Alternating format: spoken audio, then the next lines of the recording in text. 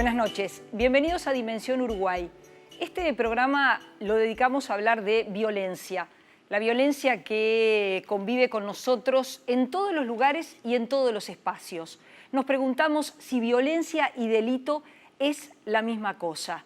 La violencia no es algo que ocurre solo en nuestro país, ocurre también en el mundo entero. Nos gustó comenzar con un video que armó el gobierno de Canadá en la que plantea la responsabilidad de todos para enfrentar el problema.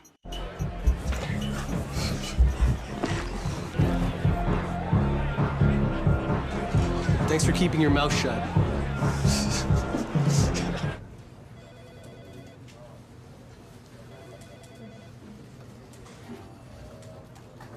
Thanks for minding your own business. Come on, show me the good ones. Thanks for not telling my girlfriend. Said that to me. Hi. Thanks for not telling anyone. When you do nothing, you're helping him. But when you do something, you help her. Thanks for telling the bartender. Thanks for stopping him. Thanks for telling HR. Thanks for getting help. Who will you help? Stop sexual harassment and violence when you see it. Y le damos las buenas noches a Víctor Giorgi, director general del Instituto Interamericano del Niño, la Niña y el Adolescente. Bienvenido, un gusto recibirlo. Y a Diana González, directora de la Unidad de Género de la Fiscalía de la Nación. Bienvenido, un gusto recibirlos a ambos. Igualmente.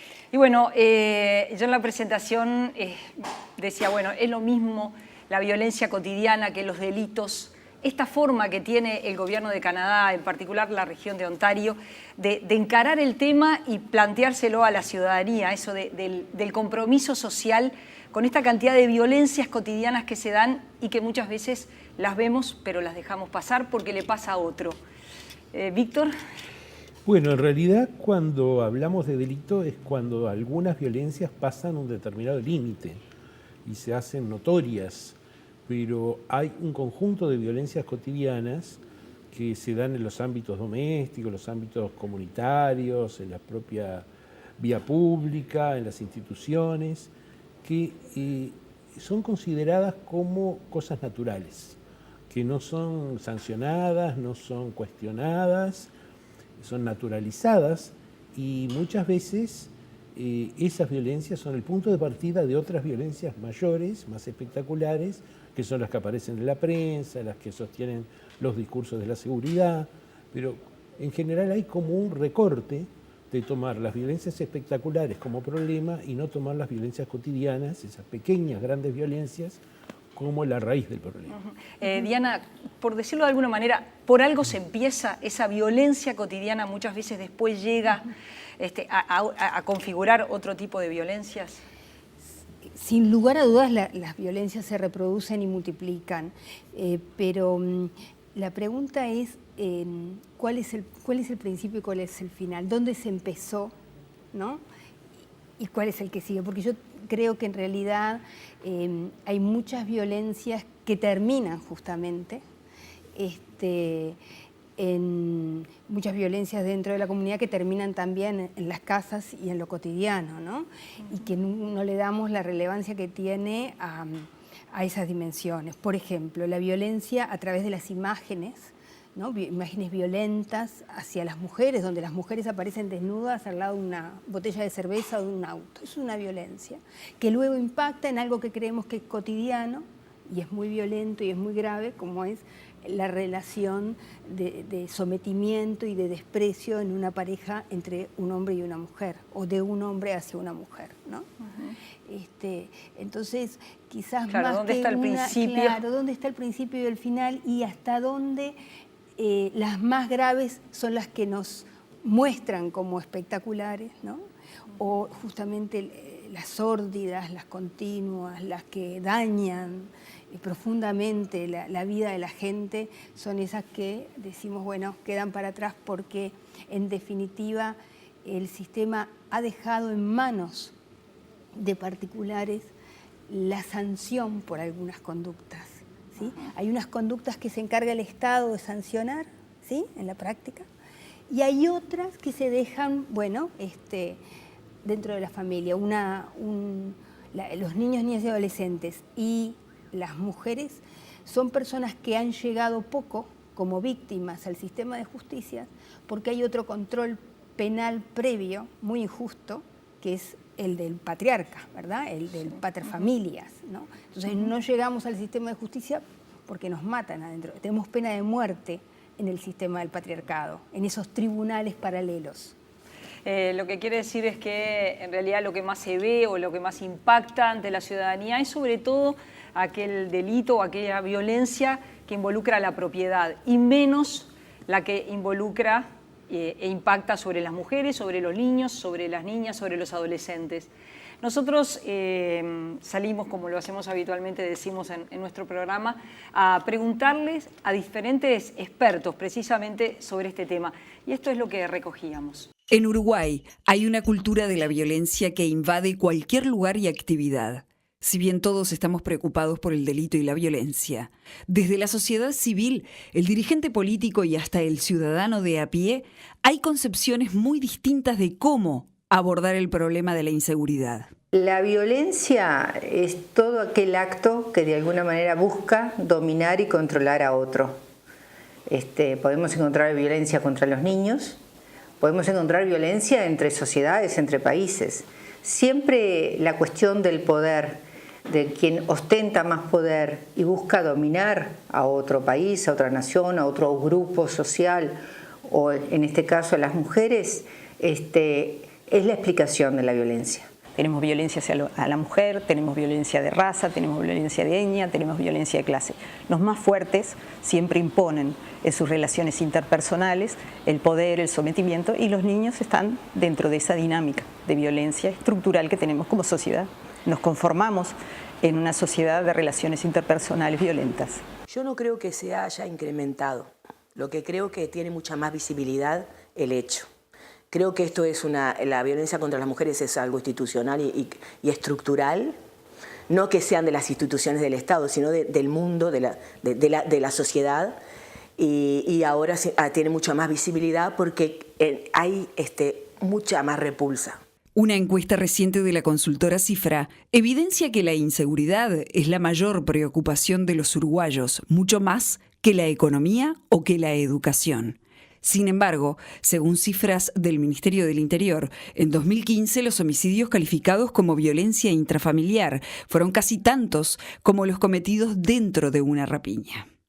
En los últimos años crecieron más de 15% las denuncias por violencia doméstica y en 2015, 26 mujeres murieron asesinadas por sus parejas o exparejas.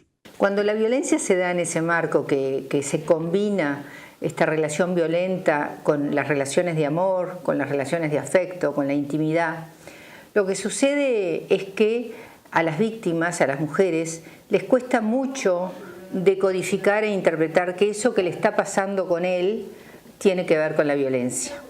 Y también pasa a nivel de los amigos o de la familia. Visualizar la violencia intrafamiliar como un componente más de la seguridad es un debe de la sociedad a la que en muchos casos aún le cuesta asumir incluso como delito. Nosotros no podemos separar la violencia hacia las mujeres de la violencia hacia los niños, niñas y adolescentes. Cuando nos dicen la violencia no es contra los niños, nosotros decimos los niños que viven en hogares violentos, donde la resolución de conflictos y donde el sometimiento de las mujeres es por intermedio de la violencia, el miedo, el castigo físico, pero también el emocional, los niños sin lugar a dudas son parte de esa violencia, no escapan esa violencia y nosotros decimos que son víctimas de esa violencia. Si entendemos verdaderamente que el amor es un hecho, no un supuesto, y los jóvenes entienden que amarse es caminar juntos, no perder identidad, ser libres, proyectar cosas juntos, pero también vivir cosas separadas con sus amigos y amigas, yo creo que cambiaría un montón de cosas. Porque en realidad es lo que decía antes, la violencia se da entre personas que se tienen afectos, es espantoso. Es muy difícil el romper el silencio que muchas veces en las familias existe y el miedo, mucho miedo. Entonces, en realidad, abrir esa brecha para los técnicos es importante, tener la capacidad de escucha, la capacidad de observación, eso es fundamental y creo que hemos avanzado en que los técnicos del Estado, en cualquier lugar del Estado, tengan la capacidad de saber mirar. La violencia contra niños, niñas y adolescentes también es un tema que adquirió visibilidad en los últimos años. Según el informe de actividad del Sistema Integral de Protección a la Infancia y Adolescencia contra la Violencia, el CIPIAV, en 2015 se registraron 1.908 situaciones de maltrato y abuso sexual infantil. 46% de estas corresponden a maltrato emocional, 21% a abuso sexual, 19% a maltrato físico y 14% a negligencia. ¿Ustedes consideran que el tema dejó de tratarse como un problema social, como un problema cultural, y está depositado por ejemplo, en las políticas represivas? ¿Giorgi? Bueno, no, yo creo que a veces se hacen lecturas muy simplistas del tema de la violencia y se buscan soluciones simples. Creo que de alguna manera en toda la región, y nosotros como Instituto Interamericano tenemos una mirada regional del tema, se están dando las políticas de endurecimiento represivo, de endurecimiento penal, con lo cual lo que hacen es que haya más gente en las cárceles son menos eficientes, si alguna vez lo fueron, porque están saturadas de personas, y eso en realidad lo que hace es reproducir el circuito de violencia, porque las cárceles son violentas, porque terminan siendo la retaguardia de las organizaciones criminales, es un lugar de reclutamiento, es un lugar de profundización de esa cultura de la violencia. Entonces, eso creo que es uno de los grandes problemas, que a veces no se hace la lectura de la violencia en toda su complejidad, como un fenómeno, diría, con una perspectiva ecológica, ¿verdad?, donde hay ambientes, hay relaciones, donde la violencia actúa, interactúa y atraviesa diferentes espacios, el público y el privado. O sea, el tema de lo público y privado también es un tema central en esto, donde tradicionalmente el Estado intervino en lo público y deja lo privado en manos de la autoridad familiar, del pater fundamentalmente. Y eso es algo que desde la perspectiva de derechos humanos hay que deconstruir, hay que revisar, porque los derechos deben ser garantizados en todos los espacios, incluso el intrafamiliar. Desde la década de los 90, con la Ley de Seguridad Ciudadana del 95, Uruguay fue agravando las penas contra diferentes delitos. Sin embargo, para algunos delitos no están así, Diana. Claro, porque es bien interesante esto que decís, porque en realidad, por un lado, estamos de acuerdo en que el aumento de las penas y el aumento de los delitos no resuelve realmente el tema de fondo, el tema estructural. Pero paralelamente tenemos la dificultad de que las conductas previstas como delitos, ¿sí?, y las intervenciones del sistema de justicia no son concordantes con las situaciones de violencia que se están viviendo en los ámbitos intrafamiliares o en base a las violencias específicas que sufren las mujeres en todos los ámbitos, así como los niños y niñas. Entonces tenemos, por un lado, aumentos de penas en temas como la rapiña, ¿sí?, y todavía tenemos delitos que son minimizados groseramente por la misma legislación, llamándoles atentados al pudor, cuando son violencias sexuales que afectan derechos humanos. Entonces, están las dos situaciones paralelas. Es decir, no solo hay un agravamiento, no en todo hay un agravamiento de las penas. Y además un agravamiento no alcanza, implica reconceptualizar qué es un abuso sexual intrafamiliar, por ejemplo, que no es lo mismo tampoco que una situación de manoseo en la calle, que es grave, que no lo vamos a minimizar, pero no es la misma el tipo de situación que la que vive una niña de repente desde pequeña, desde la primera infancia hasta la adolescencia, de parte de la persona que está encargada de su cuidado y con quien tiene un vínculo de afecto. Entonces, la legislación y la respuesta de justicia se severa y se cuestiona que se pretende a través de cambios en las sanciones, aumento de las sanciones, una respuesta social, y por otro lado, esta impunidad que se genera en este tipo de delitos tan graves y mal calificados, también genera la naturalización y la legitimación de esas conductas. Víctor, en Uruguay, pero en el continente, ¿aumentaron las denuncias o aumentó efectivamente la explotación sexual contra niños, niñas y adolescentes, o ambas cosas? Ahí hay dos factores que a veces cuesta separarlos en el análisis. Uno es que la comunidad, la opinión pública está mucho más sensible a la idea de que la comercialización sexual del niño, la niña o del adolescente es algo delictivo, es una práctica delictiva. Y está mucho más sensible a ver también al explotador que paga por sexo, no solamente al que gana con esa transacción, como un delincuente. Eso hace que las denuncias aumenten, aun cuando hay todavía muchas opiniones y toda una corriente cultural de justificación, de tolerancia, que cada vez que aflora un tema de estas características lo hemos visto, ¿no? Pero por otro lado también hay un tema que habría que ver cuánto impacta en números, y es el mayor incremento de algunas modalidades de explotación sexual, como es todo lo que se da a través de Internet, con lo que se llama ahora abuso sexual en línea, que es la filmación de escenas sexuales con niños o con participación de niños o niñas, y la comercialización de esas escenas. Y también todo el tema de viajes y turismo, porque los desplazamientos humanos cada vez son más grandes, y en esa lógica de desplazamientos también hay toda una comercialización y un auge del comercio sexual que incluye niñas y niños, también incluye personas adultas. O sea, estos dos fenómenos han ido en aumento. También ha habido reacciones desde la comunidad internacional, ¿verdad? Hay toda una política de operadores turísticos, por ejemplo, con los códigos de ética, planteando justamente involucrarse en esto y evitar que los destinos turísticos se contaminen con este tipo de prácticas. También hay, desde el punto de vista del Internet, toda una serie de experiencias en la región que plantean el acceso seguro, o sea, no dejar de lado todo lo positivo que tiene el acceso al Internet para el niño y el adolescente, como acceso a información, como enriquecimiento, como comunicación, pero sí lograr ciertos niveles de seguridad para que él esté protegido de estos riesgos, ¿no? Nosotros a Jenny Escobar le planteábamos el tema de por qué creía ella que en el conjunto de la sociedad impacta más cuando ocurre una rapiña que cuando aparece una mujer muerta o un niño abusado. Esta era su respuesta. Es una familia, que en tu familia hay 7, 9, 10 mujeres, vos sabés que a 3 le va a pasar. Entonces vamos a darnos cuenta de que esto no es una cosa del otro, que es una cosa nuestra. Es una cosa tuya, de él, de nosotros. Bueno, Diana, ¿es así? ¿Coincidís? Es esto que decimos de que en realidad todavía está naturalizado que la violencia en base a considerar las personas con distinto valor, y donde las mujeres, niñas, niños y adolescentes tenemos un valor diferente que el varón adulto y con ciertas condiciones, por lo menos en la familia, incluso en todos los grupos sociales, ¿no? Pero también hay una discriminación por su condición socioeconómica.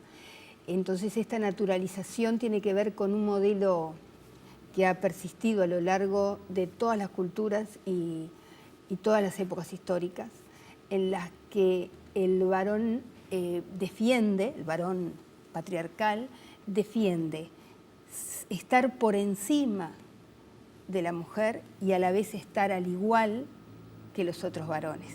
O sea, esto de poder mantenerse en un estatus genera que a la vez para mantenerse tenga que dominar a este grupo humano que son las mujeres y también niñas, niños y adolescentes. Las mujeres también son parte de ese sistema, ¿no? No es solo una cuestión de los hombres o del varón. Es estructural, o sea, no es un tema de varones y mujeres individualmente considerados, claro, es el modelo. Es el modelo, ahí está. Que lo sustentan varones, ambos. Claro, sí, que incluso lo sufren ambos. O sea, sin duda las que maten es a las mujeres, ¿no?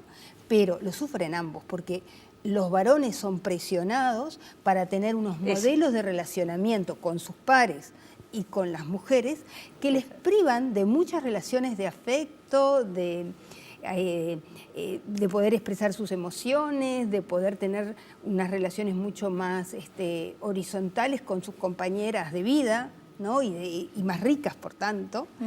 O sea, en realidad los dos grupos pierden con este tipo de relación, pero es un modelo impuesto, ¿verdad? Y con el que nos educan.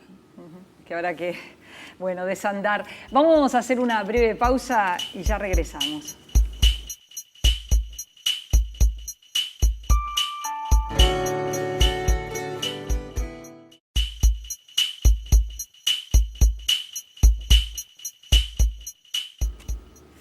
Y seguimos en los estudios, estamos con Víctor Giorgi, les decíamos, director del Instituto Interamericano del Niño, Niña y Adolescente, con Diana González, directora de la Unidad de Género de la Fiscalía. Y bueno, cerrábamos y seguíamos un poco conversando, ¿no?, sobre estas estructuras que naturalizan la violencia. Y nosotros también a aquellos que consultamos les preguntamos qué pasa cuando el sistema, cuando las estructuras que tienen que dar respuesta y proteger no lo logran. Vamos a verlo.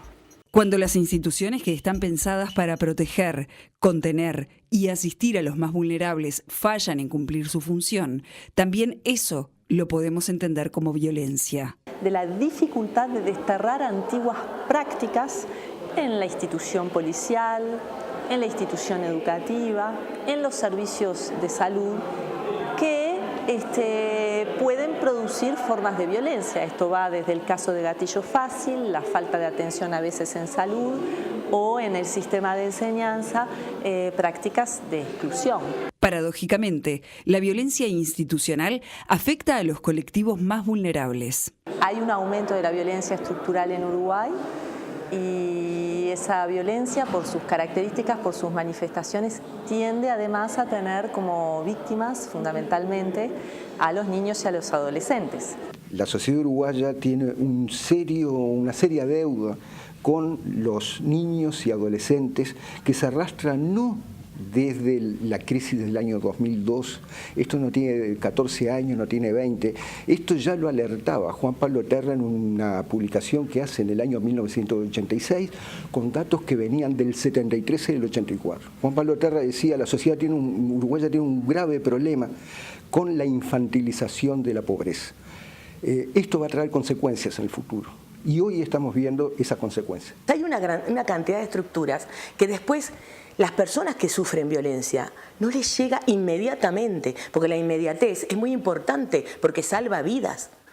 Entonces, eso es un problema. Un sistema educativo que no sabe contener, en muchos casos discrimina, rechaza a aquellos adolescentes que provienen de los contextos más críticos y que tienen dificultades de aprendizaje muy severas, a los cuales, por ejemplo, no se le hace pasibles de lo que determina la propia normativa de enseñanza secundaria, la adecuación curricular para atender la diversidad. Hay un aumento de la brecha de la pobreza y aún en Uruguay continúa en crecimiento la configuración de una desigualdad urbana que concentra allí los mayores índices de miseria, de alejamiento de los centros culturales, de retiro de servicios, en los cuales justamente los adolescentes y los niños están sobrerepresentados. Si queremos realmente resolver el problema de la seguridad, el problema de la violencia que está presente en la sociedad uruguaya, yo creo que tenemos que atender ese tipo de población que no está siendo contemplada actualmente por el despliegue de políticas sociales, educativas y laborales. ¿Coinciden con esto último que planteaba el sociólogo Luis Eduardo Moraz en cuanto a la infantilización de la pobreza, el resolver este conjunto de problemas sociales para que impacte efectivamente en la seguridad y en la convivencia? Sí. Bueno, yo ahí tengo un matiz, porque, a ver, la pobreza es violencia. La situación de pobreza es una situación de violencia. Y sin duda, como toda forma de violencia, genera violencia. Pero la pobreza no es suficiente para explicar los modelos de violencia de género y generacional. Hay otras dimensiones, como tampoco explica la violencia en base a lo étnico-racial o al origen cultural. O sea, hay otros atravesamientos que se tienen que intersectar con el tema de la condición socioeconómica. ¿Víctor? Sí, yo coincido con Diana en eso y creo que a partir de esto que plantea Moraz, hay un tema que es muy relevante en el tema de las violencias, y es que cuando el discurso y la atmósfera de inseguridad y de violencia gana una sociedad, aparece el miedo. Y el miedo no solo es consecuencia de la violencia, sino que es también causa de violencias. O sea, el miedo es lo que lleva a la discriminación, el miedo es lo que lleva a ver como sospechoso al niño que a lo mejor muestra ser de otra clase social. El miedo es lo que lleva a cerrarle la puerta en la cara a alguien que viene atrás de uno en un edificio. Es incluso a justificar el estar armados, a justificar determinadas cosas, a pedir violencia contra la violencia, ¿verdad? A pedir la mano dura, a pedir... O sea, y el miedo es muy mal consejero para la vida democrática. Nosotros, ustedes vieron en el informe, también preguntábamos cómo es el funcionamiento de las estructuras, porque creo que Jenny Escobar, que bueno, que representa un colectivo de mujeres que denuncian, dice que muchas veces hay tanta estructura que tiene aspectos seguramente muy positivos, pero esa de pronto no coordinación se vuelve un problema para la víctima. ¿Coinciden que eso sucede? Sí. O sea, y con el nombre, ¿no? Es violencia institucional. Son esas instituciones que funcionan como obstáculo para efectivamente garantizar derechos, claro. y lo que permiten es que todo siga como está. Por eso, en el sentido del miedo que planteaba Giorgi, a mí me parece muy importante, o sea, valorar el miedo que manifiestan, por ejemplo, las víctimas en ir a los sistemas de justicia, ¿no? Porque a mí me parece que esto no es un miedo irracional. Yo creo que lamentablemente los sistemas de justicia no han dado una respuesta a través de sus estructuras y sus procedimientos que haga que la persona llegue al sistema y diga, bueno, acá estoy tranquila. Y esto acá, como Fiscalía, también nos hacemos cargo, ¿no? Los sistemas de justicia no han sido ni amables ni han estado a la altura de la circunstancia que están viviendo esas víctimas. Al punto, sí, lo hemos conversado con el fiscal Carlos Negro, de cuando uno se mete en el sistema judicial y sale como quemado, claro, como se suele decir, ¿no? Sale buscando justicia y encuentra mucha injusticia. Busca lana y sale esquilado, digamos. Sí, ¿no? Un poquito es así. Y ahí me parece que eso tiene que ver con cambiar las prioridades, pasar de la priorización en determinados delitos. El delito ese que se investiga en 24 horas, ¿no? Detengo, proceso y encierro, ¿no? Esos que tienen que ver con la pobreza, sin lugar a duda. No los minimizo, pero es otro tipo de situaciones y tienen otro tipo de respuestas. De estos que son delitos que implican una investigación profunda, responsable, una revisión de los paradigmas desde los cuales intervenimos, el facilitar que las instituciones sean lugares de protección para la ciudadanía, ¿no? Y en ese sentido estamos, desde la Fiscalía se está priorizando justamente los delitos contra niñas, niños y adolescentes, principalmente los delitos sexuales, así como los delitos contra mujeres. Pero esto implica una definición que en el marco del nuevo código es clave, porque con el nuevo código, el proceso acusatorio que habrán escuchado... Sí, que se va a modificar. La Fiscalía tiene que investigar, o sea, se tiene que hacer responsable de investigar, y por tanto va a ir definiendo cuáles son esos delitos que va a investigar mucho, le va a dedicar más tiempo, porque todo el tiempo es limitado, todos los recursos son limitados, dónde va a establecer las prioridades. Ahí está. Y qué procedimientos, qué casos va a resolver de manera, por vías alternativas, ¿no? Distintos al proceso típico, y cuáles van a seguir hasta la sanción, ¿no? Penal. Sí. Víctor, que bueno, supo estar al frente también de INAU, ve este tema que plantean muchas veces las víctimas, que es el tema de la propia violencia cuando uno intenta buscar justicia. Yo creo que más allá de los esfuerzos, más allá de los avances que existen, el Estado sigue siendo un mal protector muchas veces, por temas de burocracia, por temas de ineficiencia, por temas de sectorialización, que se atienden las cosas parcialmente y no en su integralidad, y donde las personas más vulnerables muchas veces no tienen acceso a los espacios. Y cuando acceden tampoco obtienen la respuesta que necesitan. Pero esto no solo pasa en las instituciones como pueden ser las instituciones de amparo o las de justicia, sino también las instituciones que yo llamo de proximidad, ¿verdad? La escuela, la policlínica. Sí, algo de eso hablaba Nilia Viscardi recién, ¿no? En las escuelas uno ve muchas situaciones de violencia. Violencia institucional, violencia entre pares, el famoso bullying, que tiene mucho que ver con el manejo institucional, más allá de que a veces se plantee como un problema entre niños, es un tema institucional. Nilia Viscardi incorporó el tema de la mirada de los medios de comunicación sobre el tema. Vamos a ver lo que nos decía. Ocurre que en el mundo de la violencia y del delito, esta forma delictiva es una de tantas que tiene como protagonistas a los adolescentes, pero que no es la única. No tenemos cámaras para la violencia doméstica, no tenemos cámaras para el delito económico organizado, no tenemos cámaras para el tráfico de drogas, sobre todo en en los mandos superiores de la cadena. Entonces esta sobreexposición lo que determina es un sesgo en la mirada que tiende a criminalizar a aquellos protagonistas de ese tipo de delitos que son los adolescentes y jóvenes de los barrios más carenciados. ¿Coinciden con esto que dice Nilia y su cuestionamiento a esa mirada sesgada que se hace de los medios masivos? Sí, sin lugar a dudas que sí. Los medios de alguna manera terminan condicionando donde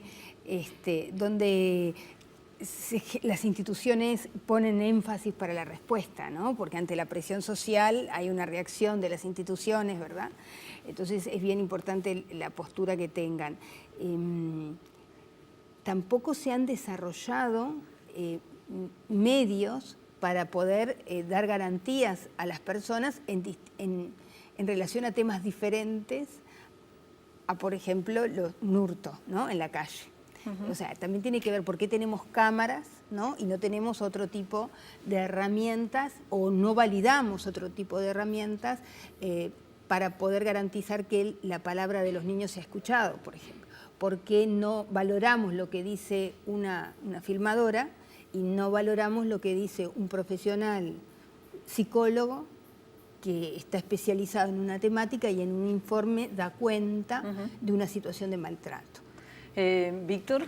Sí, yo creo que la prensa y los medios de comunicación lo que hacen es recortar la realidad, poner en primer plano aspectos de esa realidad, construir significados, inducir asociaciones, y por esa vía se genera una mayor resonancia de ciertos delitos en desmedro de otros, y a su vez se estigmatiza. O sea, se va construyendo esa especie de identikit del sospechoso, del posible delincuente, ¿verdad?, que generalmente pasa por el varón joven o adolescente, pobre, con cierta estética, con cierta forma de hablar, que favorece mucho la discriminación. Y vamos a lo que hoy planteábamos acerca del miedo, ¿no?, como un factor que muchas veces en esta forma de cobertura de la prensa se alimenta.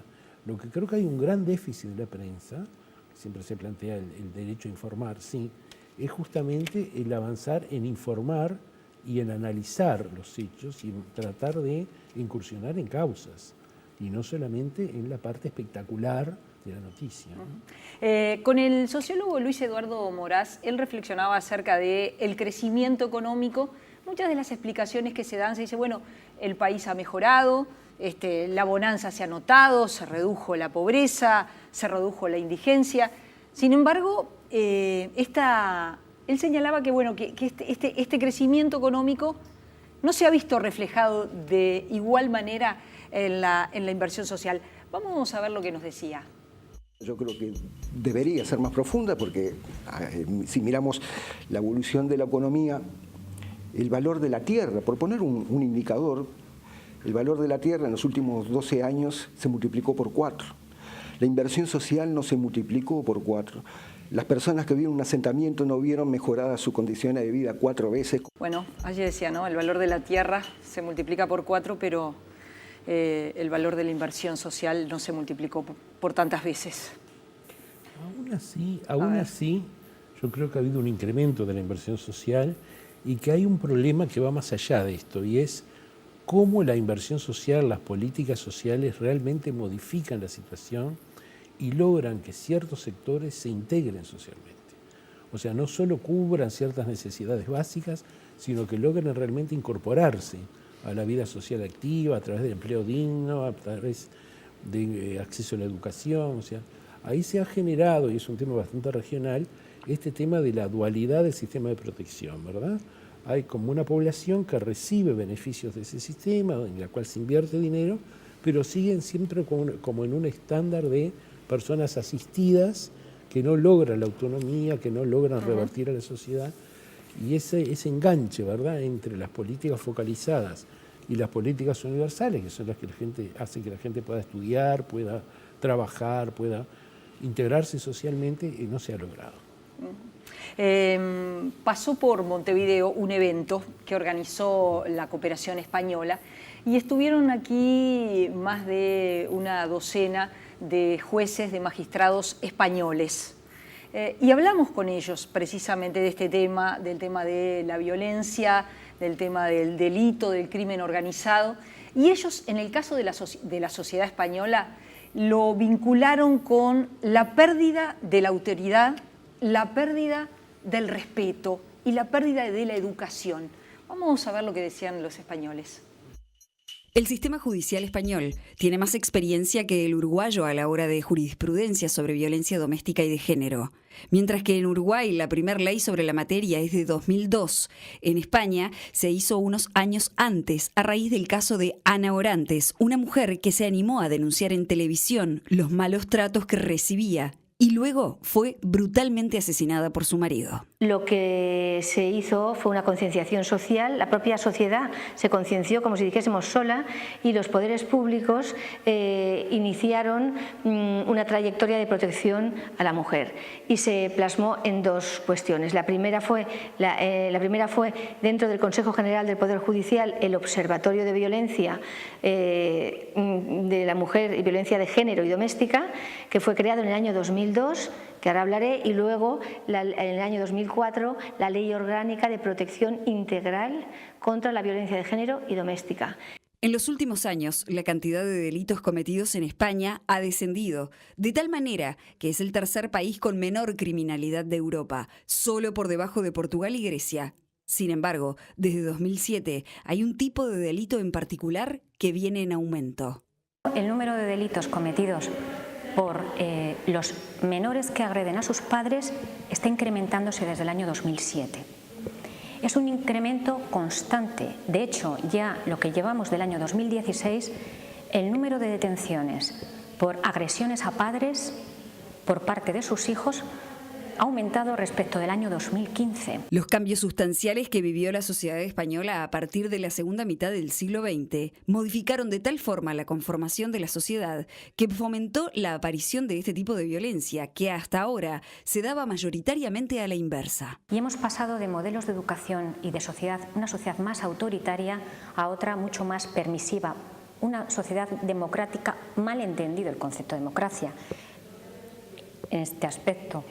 Entonces hemos pasado de una educación muy autoritaria, con unas familias muy jerarquizadas, muy patriarcales, a un extremo totalmente opuesto, donde existe una especie de educación en la que no se habla de frustración, en la que no se habla de esfuerzo, en la que no se dice no. El hijo o la hija ha desarrollado una actitud tan violenta que ya no respeta ninguna autoridad y no respeta la autoridad de su padre, ni la autoridad de su madre, ni respeta la autoridad de sus maestros, ni respeta ningún tipo de autoridad.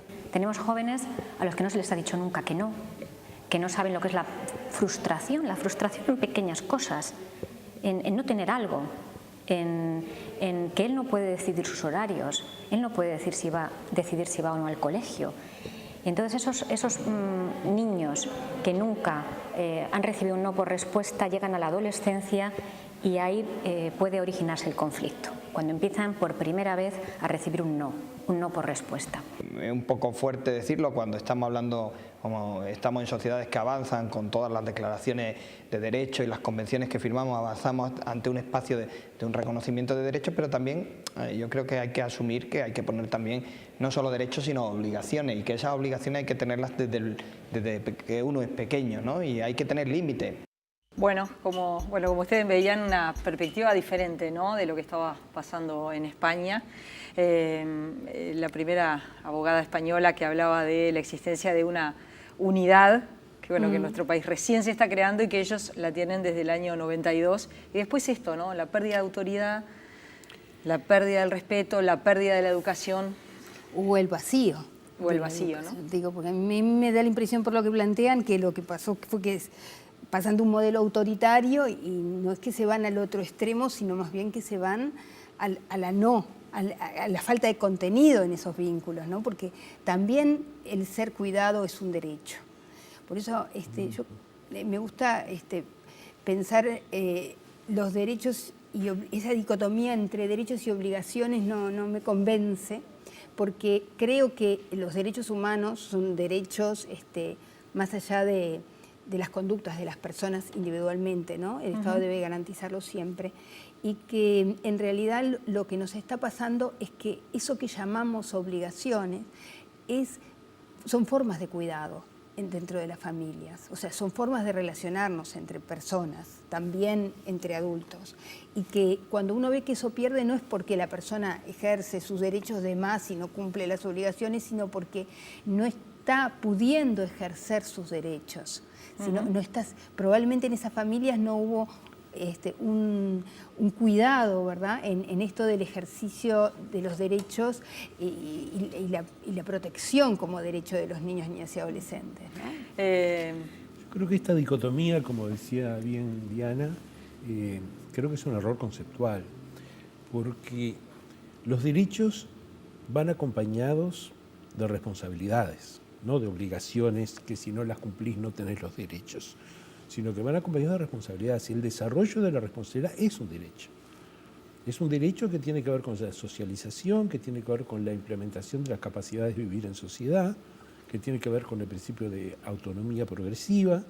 O sea, no es que sea algo que se contradice con los derechos, sino que la educación, la socialización, la incorporación de valores y de formas de relacionamiento social es un derecho. Quizás era que ellos lo explicaban por el lado de que este decaimiento y este problema que está viviendo la sociedad española, que lo explicaba muy bien una de las juezas, de que empezó desde el año, creo que ella decía 2007, a aumentar la violencia de los adolescentes hacia sus propios padres.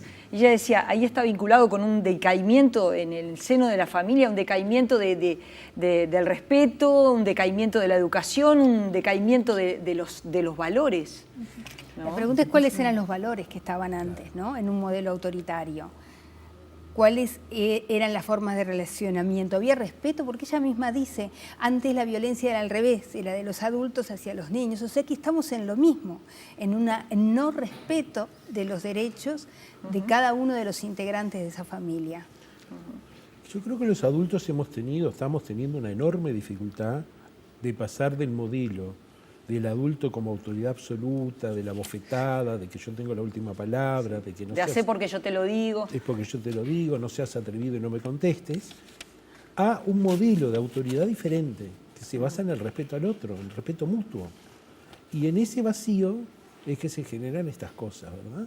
Hay como una crisis de autoridad, efectivamente. Y eso lo vemos cuando, por ejemplo, se han votado en la región las leyes de prohibición del castigo físico hacia los niños. Siempre aparece alguna opinión en los parlamentos que dice, bueno, pero estamos quitando autoridad a los padres. Cuando en realidad, si la autoridad pasa por una bofetada, se perdió hace tiempo esa autoridad, ¿no? O sea, la autoridad pasa por otro lado, no pasa por la capacidad de golpear. Creo que se sustituyó la palabra por la violencia, ¿no? Cuando ya la palabra es como inútil para poder dirimir un conflicto, y eso es lo que se vive. Con la socióloga Nilia Viscardi también hablábamos de lo que ella señala como un problema de la conformación que tiene la sociedad uruguaya, una sociedad adultocéntrica, una sociedad envejecida, y ella lo identificaba como un problema cultural. Vamos a ver lo que nos decía. Tenemos una sociedad adultocéntrica y tenemos un país envejecido.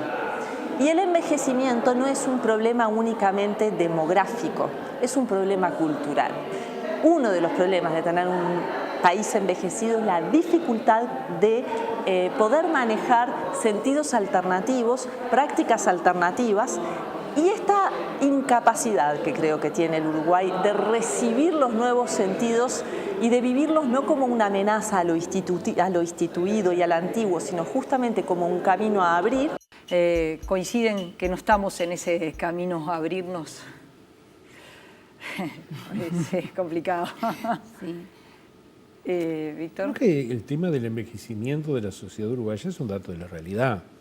Cada vez hay menos niños, los niños en su mayoría provienen de sectores pobres, con lo cual se asocia mucho niñez con chicos problemáticos, con chicos frágilmente incluidos, por decirlo de alguna manera. Y creo que eso va generando un cierto criterio desde los espacios adultos como de cerrarse frente a las nuevas generaciones. Que somos muy contradictorios además. Cuando uno va al exterior y cuenta un poco la experiencia de Uruguay, genera asombros, porque por un lado nosotros tenemos leyes que se consideran muy avanzadas. De avanzadas, como el matrimonio igualitario, la interrupción voluntaria del embarazo. Y de pronto entramos en una cosa muy conservadora donde no podemos avanzar en temas básicos, ¿verdad? Como respecto a cómo valoramos los delitos sexuales contra niños, ¿no? O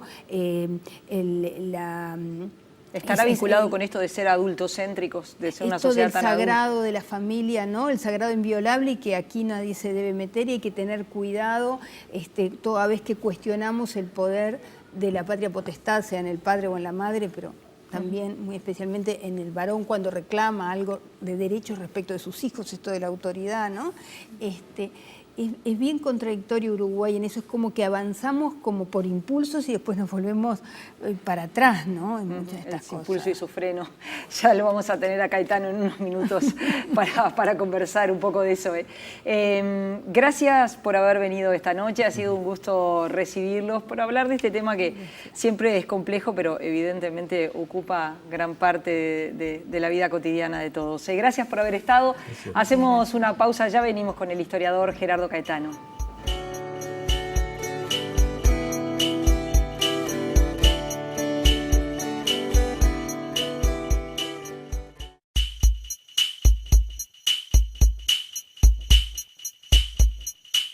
Y le damos las buenas noches a Gerardo Caetano. ¿Cómo estás, Gerardo? ¿Qué tal? Bueno, recién cerrábamos con Diana González diciendo que este es un país un poco extraño, porque tiene un conjunto de legislación de avanzada en muchos aspectos y tiene algunos trancazos, ¿no? Vinculado, por ejemplo, con lo que es la realidad de niños, niñas y adolescentes. Quizás es porque son tan pocos en el Uruguay, como ya lo hemos dicho en algunos otros problemas. Ciertamente, el Uruguay tiene múltiples contradicciones, esta es una de ellas. Visibilizamos algunas virtudes, invisibilizamos algunos problemas. Esto tiene que ver también con una población autocomplaciente, con una visión autocomplaciente, a veces con una historia autocomplaciente. Porque, como bien se decía, la violencia estructural en el Uruguay no nació en el 2002. Viene de mucho más atrás. Uno podría hacer una historia de la violencia en el Uruguay. Incluso de la violencia doméstica, en donde, bueno, durante mucho tiempo imperó como una suerte de fortaleza en cuyo interior pasaban cosas que hacia afuera no se veían, salvo cuando terminaban en tragedia.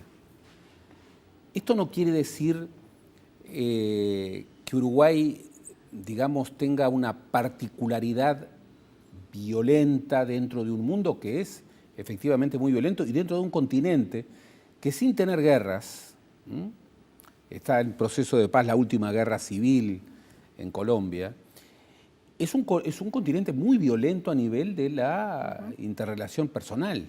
¿Crees que esa violencia también tiene que ver con ser el continente más desigual?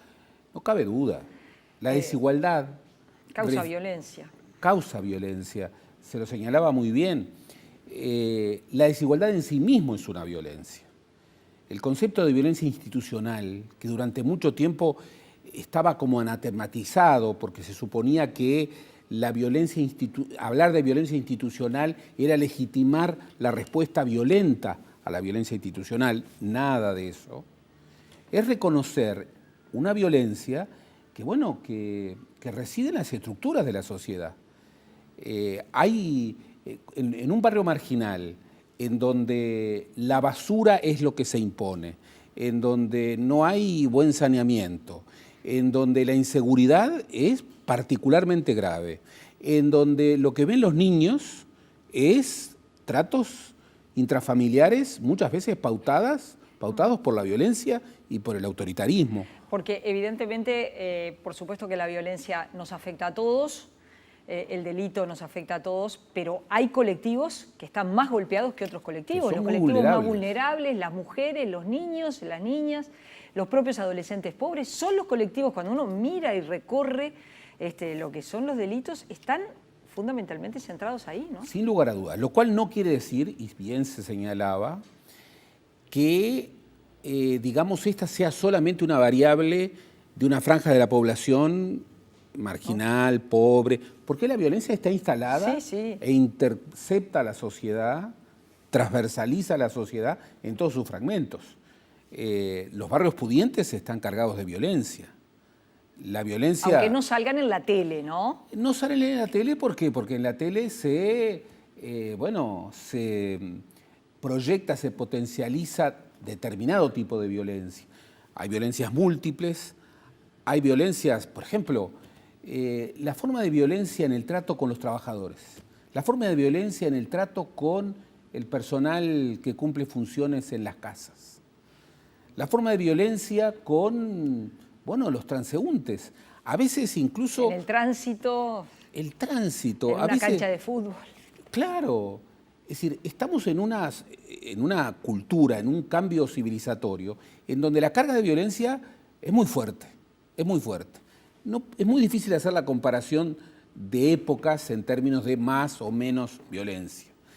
Creo que nos equivocaríamos si dijéramos esta es la época más violenta. No. Pero que estamos en un contexto de violencia y que eso tiene que ver... Yo escuchaba con mucha atención que alguien señalaba que una de las claves de la violencia en el Uruguay era la dificultad para comprender los cambios de significado. Bueno, una sociedad que tiene ciertas pautas conservadoras y que de alguna manera tiene ciertos bloqueos instalados para asumir lo nuevo, es una sociedad que tiene la violencia adentro. Muchas veces se ha señalado de que la violencia uruguaya es una violencia que sobre todo está muy internalizado. Entonces cuando explota de una manera muy vigorosa. Por cierto, tenemos índices de violencia en ciertos barrios que son muy graves y que se están agravando. ¿Es responsabilidad de los gobiernos? ¿Se resuelve con más represión? Todo parece indicar que no, que es un cambio cultural, que obviamente hay que preservar la seguridad, pero que es un tema de más largo aliento y que es un tema que hay que ver en su integralidad. ¿Crees que se ha perdido ese relato de la violencia como un problema social, como un problema cultural, que mirarlo de esa manera es como tener una mirada ingenua del problema, es querer menos represión, menos policías? Yo creo que ese relato está en cuestión y creo que hoy muchos uruguayos, ante la vivencia de la inseguridad cotidiana, están, bueno, dejando ese relato que explica la violencia dentro de un marco más integral, que la ubica dentro de una situación más estructural. Y eso nos lleva a un atajo, al atajo de, bueno, aumentar las penas, llenar las cárceles. Llenar las cárceles, reivindicar la mano dura, y vaya a saber hasta dónde nos puede llevar. Estamos en ese proceso, yo decía en la entrevista, desde el año 95, con la primera ley de seguridad ciudadana, ¿verdad? Por cierto, y aquí lo que hay que hacer es evitar planteos maniqueos. Por supuesto de que la sociedad se ha complejizado. Hace 15, 20 años el tema del narcotráfico no era lo que es hoy. El crimen organizado. El crimen organizado estaba instalado en resquicios muy pequeños. Es una sociedad que ha cambiado y es una sociedad que obviamente exige respuestas, por ejemplo, del Ministerio del Interior, que son otras, que son distintas. Y hay una dimensión necesaria de represión a la violencia, al delito. Pero hay otra dimensión, que es una dimensión estructural, institucional, que si no la asumimos y que se la vemos como una especie de discurso ingenuo de ciertas visiones, nos vamos a equivocar. y vamos a perder tiempo. En la propia conversación, Diana González, la doctora Diana González, responsable de la unidad de género de la Fiscalía, ella señalaba, por ejemplo, sí se han aumentado las penas para algún tipo de delito, fundamentalmente por el delito contra la propiedad. Sin embargo, cuando hablamos de los delitos contra las mujeres o contra los niños y las niñas, la calificación ya no es la misma. No ha habido ese tal agravamiento de las penas. Porque no existe la misma sensibilidad. Y eso nos debe problematizar como sociedad. Morás recordaba a un profeta que no fue escuchado por esta sociedad. Cuando en el año 86 Juan Pablo Terra dijo, el problema de esta sociedad es la infantilización de la pobreza. Y lo decía cuando se producía la primera medición de pobreza a nivel general y salíamos de la dictadura del ajuste recesivo con un 46% de pobres en términos generales. Una atrocidad. Pero teníamos una niñez que tenía cerca de 70% de los niños en hogares pobres. Bueno, esos fenómenos de tragedia social no son inocuos, dejan huevos de la serpiente que luego estallan. No es solamente hablar de que el tema de la violencia que tenemos, de la inseguridad que tenemos, es un tema que proviene del ajuste recesivo con el que terminó la dictadura, de la crisis del 2002, pero también allí hay hitos históricos que cargaron de violencia. ¿Por qué? Y bueno, porque generaron más violencia estructural, más violencia institucionalizada. También lo hemos hablado en este programa. ¿Quiénes son las personas que están presas? ¿Quiénes están? ¿Quiénes son esos más de 10.000? ¿Qué edad tienen y a qué sectores socioeconómicos pertenecen? ¿Es una casualidad? Nunca hubo tantos presos por población. Estamos teniendo un nivel de presos per cápita de los más altos del continente y en buena medida del mundo. Estamos teniendo un porcentaje de presos jóvenes y pobres enorme, enorme, y lo cual me pareció muy importante del programa. Cuando hablamos de violencia doméstica, estamos hablando de la violencia contra la mujer y de la violencia de género, pero también estamos hablando de la violencia contra los niños. Claro, que son parte de esa misma violencia. Que a mí me parece que es una de las violencias más invisibilizadas. Y también estamos hablando de la violencia contra los viejos. Sí, los colectivos más vulnerables. Son los más vulnerables, son los que no tienen defensa posible, y son de los que menos se habla. Bueno. ¿Ves? Realmente que está muy problematizado el tema y que a la vez hay como visiones muy diferentes desde el sistema político, desde la sociedad civil. También las posiciones ideológicas dividen cómo encarar este tema y cómo pensarlo y cómo intentar resolverlo, ¿no? Y sin embargo, típicamente es un problema que una sociedad como la uruguaya, una sociedad pequeña en población, debiera buscar consensos básicos. Hablamos de violencia estructural, hablamos de violencia. ¿Por qué no hablamos de no violencia? ¿Por qué no hablamos de cómo construir instrumentos, mecanismos, valores no violentos? ¿Por qué no hablamos de hacer más no violenta a una ciudad, a un barrio? ¿Por qué no entramos en el tema por el otro hueco? Yo creo que este es uno de los temas en donde por un momento debiéramos dejar ese énfasis en marcar las diferencias y debiéramos buscar los grandes consensos. Gracias, Gerardo. Nos volvemos a encontrar el próximo jueves a las 21 horas. Les recordamos que este programa se repite los sábados 17:30. Gracias por habernos acompañado. Volvemos el jueves que viene a las 21.